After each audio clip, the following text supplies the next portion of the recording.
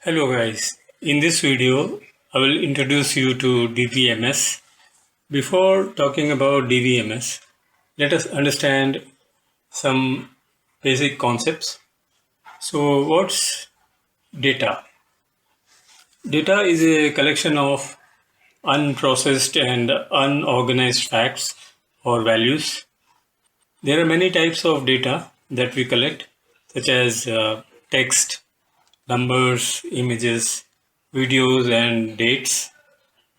Data usually represents real-world entities and their properties. For example, a student, an employee, a customer, or a product. Now, what are some examples of data in real life? Student marks, employee names, and salaries are all examples of data and facts. This type of data is called raw data. Raw data is unprocessed and unorganized information collected through observations or activities. Once we process and organize this data, it becomes useful information. So, how do we process data? Data processing involves collecting data and organizing it, modifying it, and analyzing it. Sometimes we also give context to data to make it meaningful. Now, who stores data? Any individual, organization, or company can store data. So individuals may store data for personal use. For example, you may store information about your monthly expenses. Companies also store large amount of data. But why do companies store data? Companies use data for tax records, salary management, profit and calculation, customer management, and daily business operations. As business data continues to grow, managing it manually becomes difficult, and this creates the need for a DBMS. How was data stored before DBMS?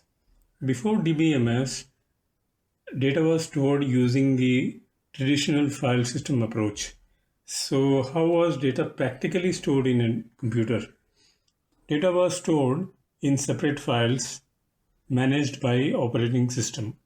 Different applications maintain their own files. The files stored the data, the application accessed the data directly. Applications could read or write information directly into the files.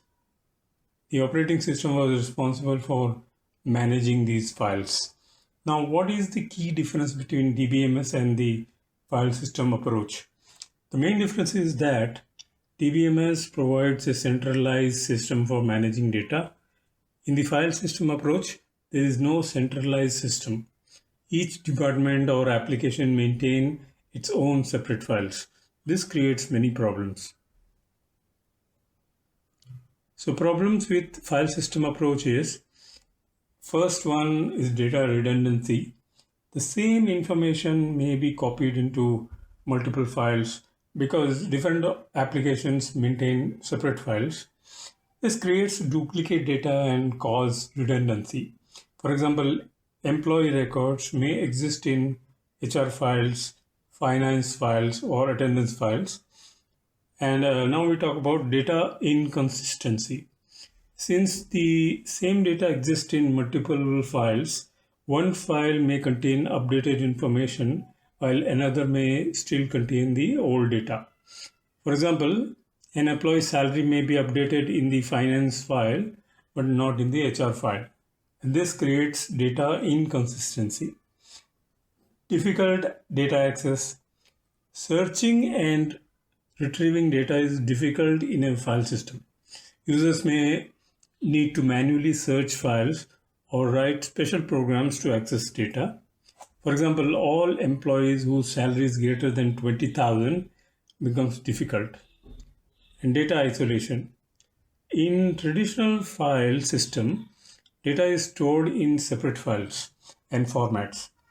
Each department maintains independent files and there is no centralized system to combine related data. Because of this, related data becomes isolated. For example, a college may separately store attendance record, fees records, and student details. Now, suppose we want to find students who have low attendance and unpaid fees.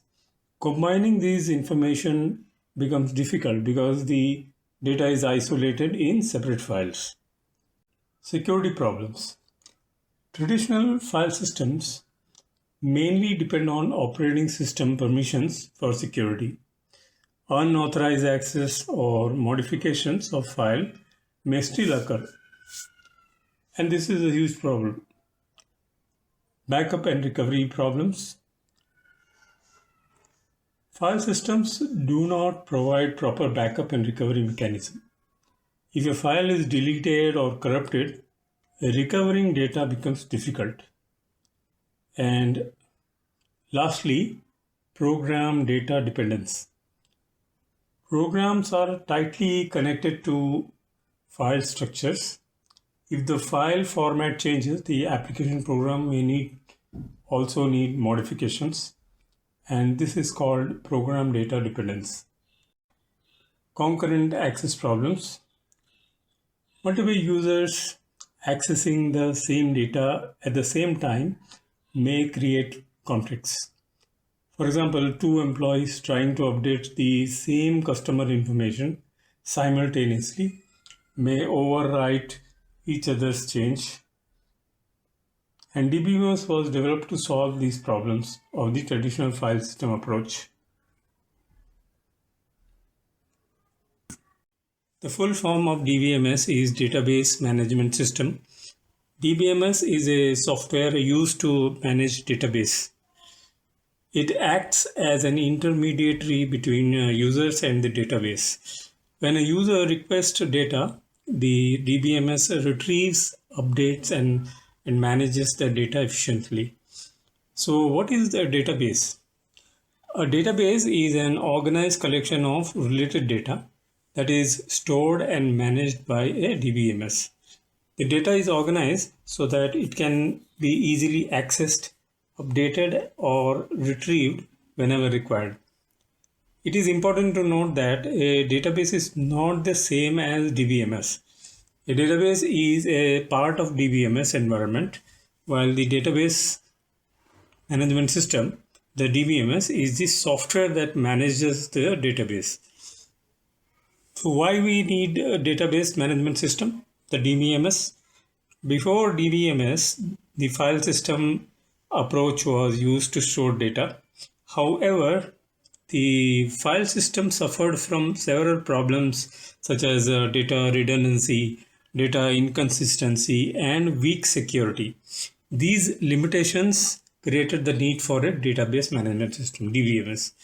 In this DBMS course, we will study the features and concepts of DBMS in depth and understand how it solves the problem of traditional file system approach.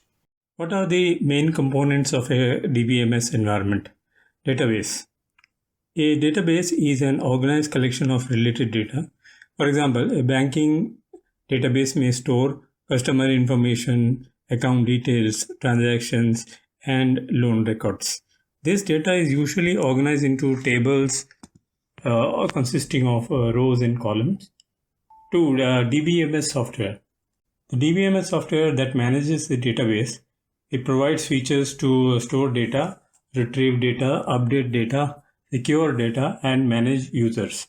For example, these software includes MySQL, PostgreSQL, Oracle, Microsoft SQL Server. Users. Users interact with the database management system. Different users have different permissions. Example, database administrator, DBA, database designer, application developers, end users. DBA has the highest level of control over the database. 4. Application. Most users do not directly interact with the database. Instead, they use applications such as banking app, e-commerce websites, hospital management system. These applications communicate with the database management system and request data on behalf of users. 5. Queries. Queries are requests made to the database. The most common query language is SQL, Structured Query Language. SQL is used to insert data, retrieve data, update data, and delete data. Together, the DBMS software, users, application, and queries form the DBMS environment. Advantages of DBMS over file system storage. Reduce redundancy. DBMS reduces redundancy by storing data in a centralized database instead of maintaining multiple files for different applications, as in the file system approach. For example, employee ID may be stored in 3 different files: HR file, finance file, and attendance file or department file. This is redundant storage. DBMS stores the same information in a central location so that all applications access the same data. Better consistency. Redundant data causes inconsistency. The term consistency in DBMS means maintaining accurate and uniform data throughout the database. Applications and users see the same information because all copies of data are updated consistently. A database may sometimes crash and enter an inconsistent state. DBMS use transactions and logs to recover quickly from such situations. Either the entire transaction completes or nothing happens. Next is data sharing. A file system storage. Each application or department often maintains its own copy of data. In DBMS, a central database is accessed by common users, developers, and DBAs.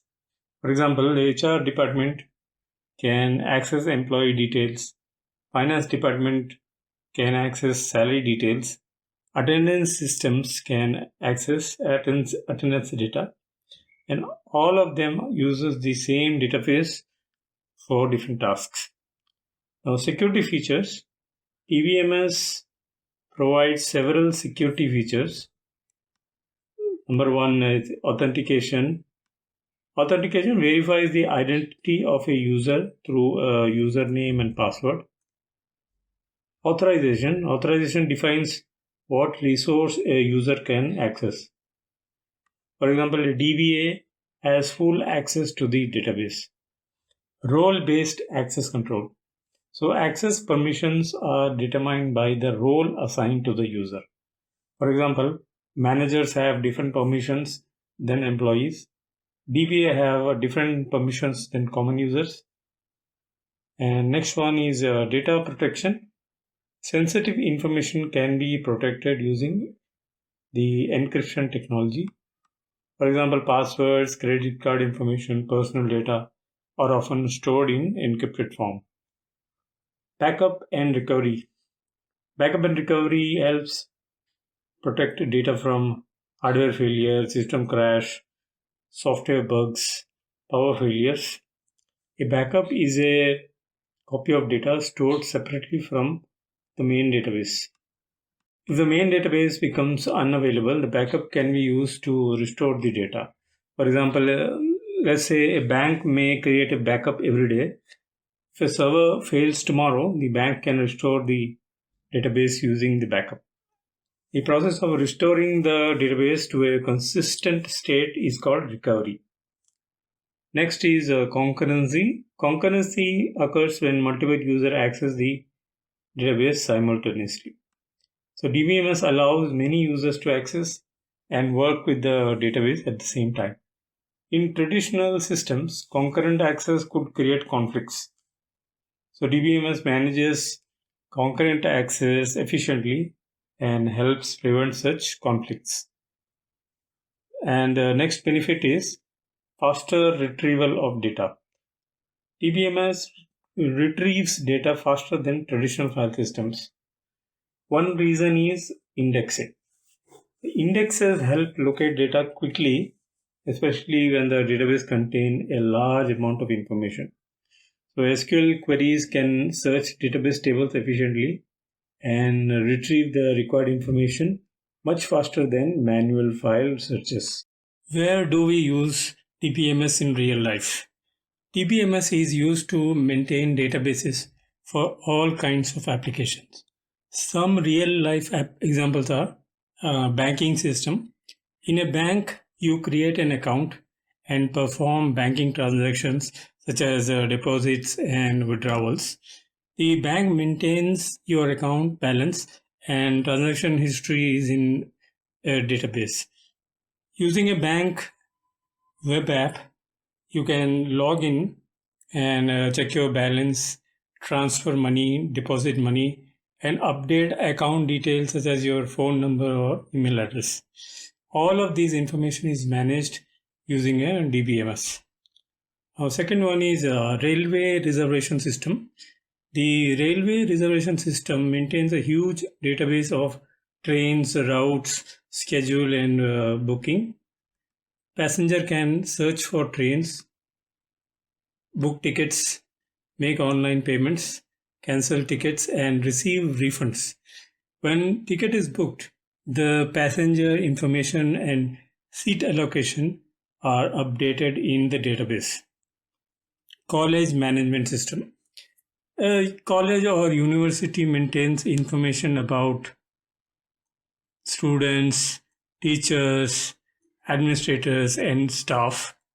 The system stores details such as attendance, examination results, fee records, and course information.